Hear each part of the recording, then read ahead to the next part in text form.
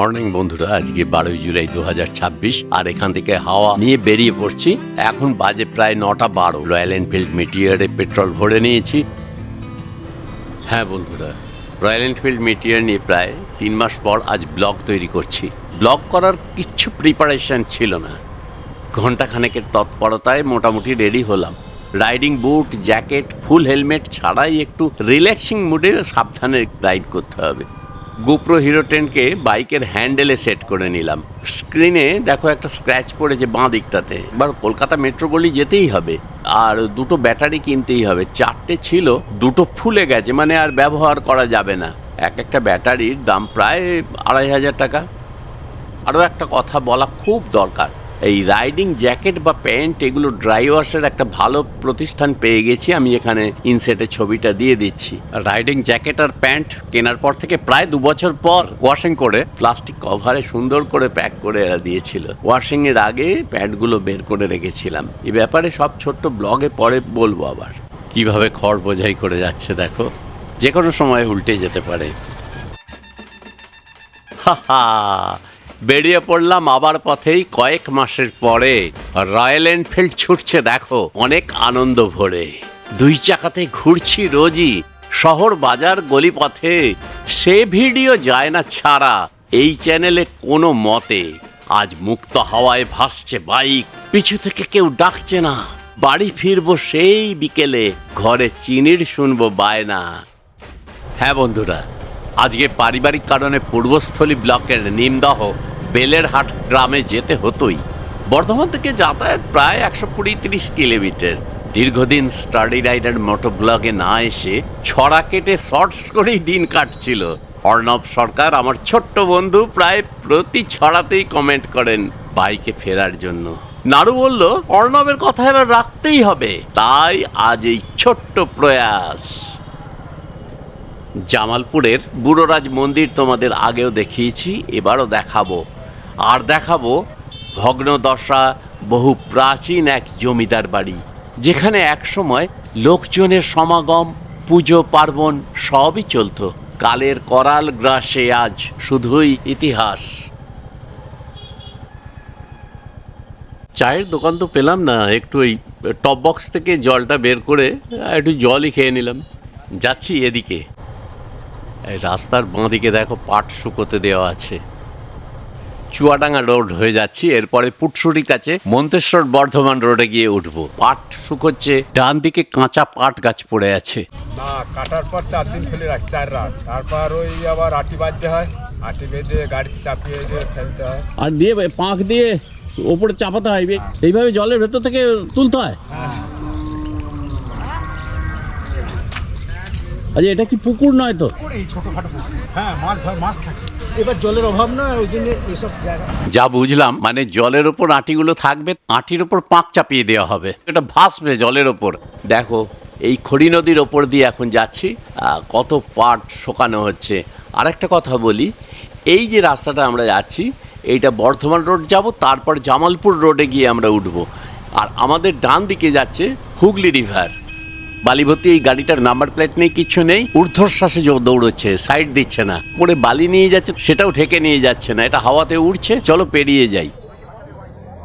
56.6 kilometre চলে এসেছি বাড়ি থেকে। এইটা হচ্ছে বর্ধমান জেলার পূর্বস্থলী ব্লকে জামালপুর। গরু বা মোষ, ছাগল ইত্যাদির একটা হাট হয় প্রতি রোববার। আগে প্রচুর গরু দেখা যেত, কিন্তু কোনো গরু দেখছি না। আমি আশেপাশে দেখছি ছাগল, ভেড়া ইত্যাদি দেখছি। এবং গরুর হাটকে কেন্দ্র করে বহু দোকানি আসেন, বহু কিছু বিক্রি বাটা হয় এখানে। এটা পেরিয়ে গেলেই জামালপুর বুড়োরাজের মন্দিরে পৌঁছে যাব। বাঁ দিকে ঢুকে যাচ্ছি, সোজা চলে গেল ছাতনির দিকে। বাঁ দিকে আমরা ঢুকে গেলাম জামালপুর বুড়োরাজ মন্দিরের দিকে। আগের গলিটাতে যদি ঢুকতাম, একটা বড় গেট আছে ওখানে, এটা গতবার দেখিয়েছিলাম।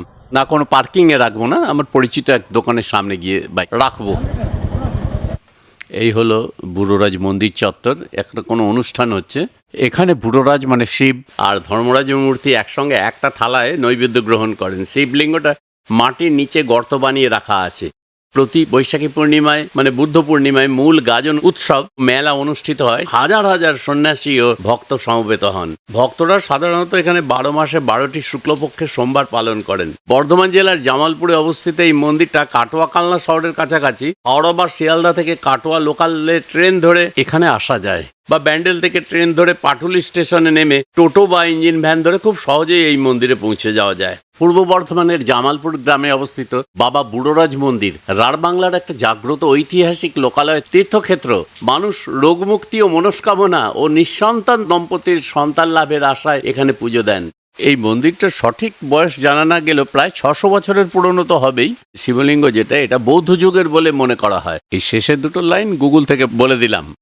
এই অংশটা আগে ছিল না, এটা 2012 পরে হয়েছে।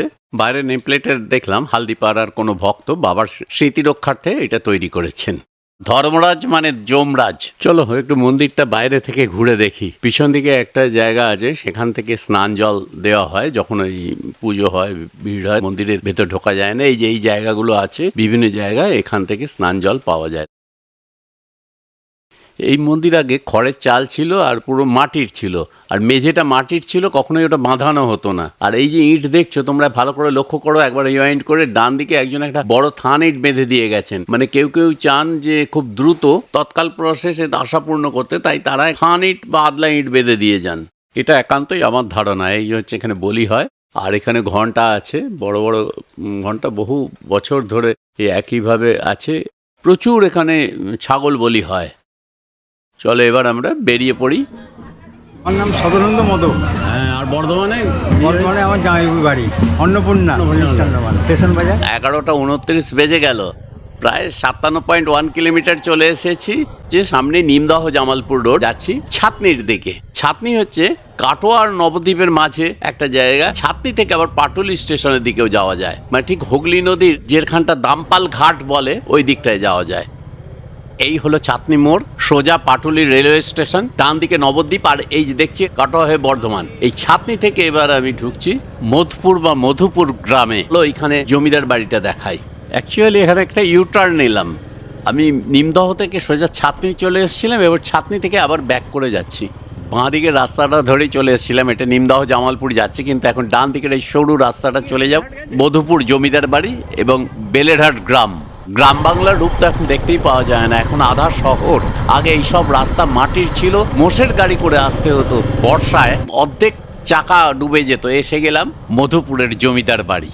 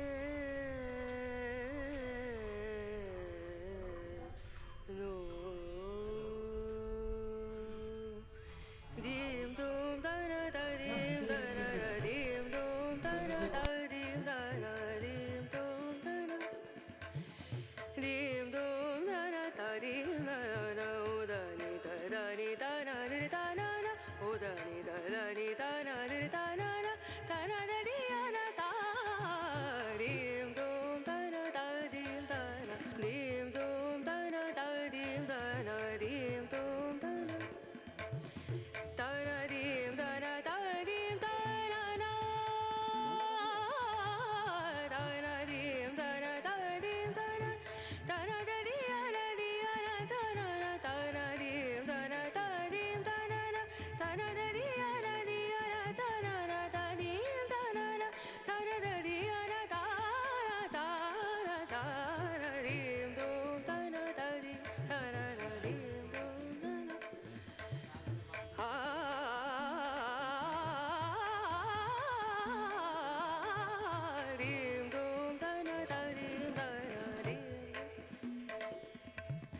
Sare ga ma ma ga re ga ma pa da ni sa ni da ni da ni da sa ni da ni sa ni ga re sa ni re sa ni da ni sa ni da ma ma ga re sa ni re sa ri dum da na da rim dum da na di Prosenjit মাইশো মাহিষ্য এখানেই বাড়ি? এখানে বাড়ি আমার। আচ্ছা, এইটা হচ্ছে বেলেরহাটে বাবুদের বাড়ি, সম্ভবত সেই সময়কার জমিদার ছিলেন। হ্যাঁ, এখানে একটা ঘর আছে, এগুলো মোটামুটি পরিষ্কার, কিন্তু অবস্থা খুব খারাপ। এগুলো আসল সব দেখে দিতে হবে। হ্যাঁ, এই ছবি ওই- থেকে ওগুলো টিপস করে দেবো। সোজা চলো। হ্যাঁ হ্যাঁ, ছবিগুলো ঠিকঠাক। হ্যাঁ, দেখতে না আসবে। হ্যাঁ আমরা তো ঢুকি, তুমি হ্যাঁ। তো- কত চামচিকি রাখো, চামচিকি, চামচিকি দেখো। বাদুর চামচিকি। ঝুলছে। হ্যাঁ, এইখানে কিছু একটা ছিল এখানে ইয়ে তো শাসন সে কি করছে। সেই সময় একটা চেয়ার, যে কোনো সময় জয়েস্ট ভেঙে পড়ে যেতে পারে। না, এদিকে কি বলতো, ওইদিকে ঘর ছিল এখনো, সব ভেঙে পড়ে গেছে, এদিকে পুরো ঘর ছিল। এদিকে পুরো ঘর ছিল, সব ভেঙে পড়ে গেছে। যাওয়া খুব রিস্ক।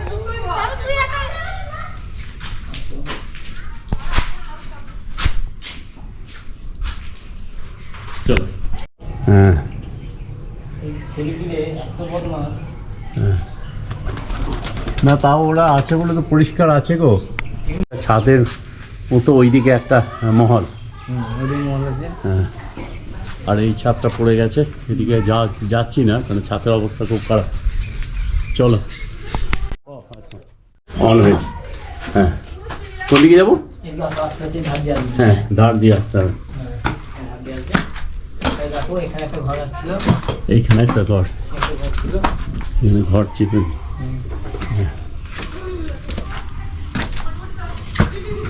এই দেখো, এখানে যা রিক্স হয়ে যাবে, উপর থেকে আমরা গঙ্গা দেখতাম। এই দেখো, ওই ওপর থেকে গঙ্গা দেখা যেত। এই ধার দিয়ে একটু গিয়ে ছবিটা তুলো না। না, এক সময় এই মন্দিরেই জমিদার বাড়ির দুর্গাপুজো হতো।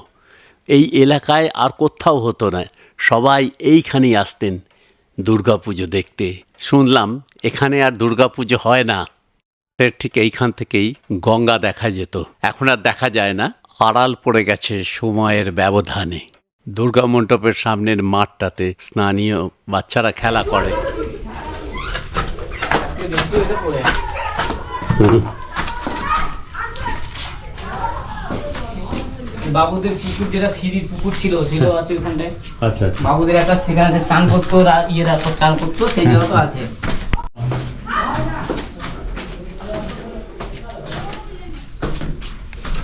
ঘরগুলো দেখে দাও, এইসব ঘরগুলো আছে দেখি। এই নিচের ঘরগুলো দেখে নাও। এই যে নিচের ঘর, উপরের মতোই নিচে ঘর। এইগুলো আছে। জঙ্গল হয়ে গেছে, পরিষ্কার করার লোক নেই এখন। হ্যাঁ এখানে ঘর ছিল, সব ঘর আছে, ওই দিক দিয়ে ঢোকা যাবে এটা। হ্যাঁ, এই দিকটা পরে তৈরি হয়েছিল, এক্সটেনশন হয়েছিল। আর এই হচ্ছে, ঠিক আছে, এই যে এই দিক দিয়ে, ও এই দিক দিয়ে তো এসছি। ওই দিক দিয়ে এসেছে। হ্যাঁ, এদিকেই এসছি। ওই দিক দিয়ে এসেছে। হ্যাঁ, ঠিক আছে। কি নাম? প্রসেনজিৎ মাইশ্র। প্রসেনজিৎ মাইস্ত্র। কোথায় বাড়ি, কোনখানে? এইখানে বাড়ি, মধুপুর বাড়ি, মধুপুর বাড়ি আমার। আচ্ছা আচ্ছা, তা আমি পরে আসবো যখন প্রসেনজিৎ বলে খুঁজবো। হ্যাঁ, জমিদার বাড়ি বলো আর বাবুদের বাড়ি বলো, হয়তো একসময় তাদের দ্বন্দ্ব প্রতাপ ছিল। তাদের উত্তরসূরিরা আজকে আর প্রয়োজন মনে করেনি তাদের ওই ছবিগুলো এখান থেকে নিয়ে যেতে। কিন্তু দেখো, এখানকার মানুষ এগুলোকে ফেলেও দিতে পারতো, কিন্তু এখনো কত সম্মান করে, এখনো ওই দেওয়ালে ঝুলছে। যে আজকে তুমি আছো, কাল তুমি থাকবে না, পরশু তোমার ছবি দেওয়ালে থাকবে, তারপরের দিন তোমার উত্তরসূরি সেটাকে ফেলে দেবে। কিন্তু এখানকার মানুষজন দেখো কত ভালো, কেউ ফেলে না দেয়, সেগুলো কিন্তু তারা দেখছে। অনেক ভারাক্রান্ত মন নিয়ে ফিরে এলাম মধুপুর বা মধুপুরের বাবুদের বাড়ি থেকে বেলেরহাট গ্রামে।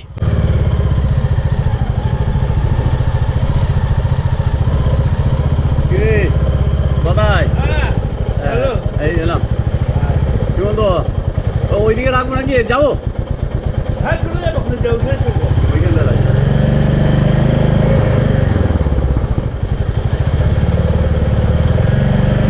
ওইখানটা রাখবো। বাড়ি থেকে এটা 63.9 কিলোমিটার হলো। ফিরে যাচ্ছি 12ই জুলাই আজকে। এখন বাজে প্রায় 1:45 মতো বাজে। বর্ধমানের দিকে ফিরে যাব। এইদিকে এসেছিলাম এই দিকটাতে জামালপুর। এই যে আমার বাইক, অনেকদিন পরে বেরোলাম বাইক নিয়ে। কেমন নিয়ম মেনে রাজহাঁসেরা আসছে দেখো পথের দুপাশে। এখানকার রসগোল্লা বিখ্যাত, এটা দেওয়ানদিঘির মোড়ে। বরাবরই আমি গেলে এখানেই নিই। বর্ধমান রেলওয়ে ওভারব্রিজের অ্যাপ্রোচে চলে এসেছি। ভিডিওটা যদি তোমাদের ভালো লাগে তাহলে প্লিজ লাইক শেয়ার করো, আর কমেন্ট পেতে তো ভালোই লাগে, যদি ইচ্ছা হয় কমেন্ট দিও। ধন্যবাদ বন্ধুরা।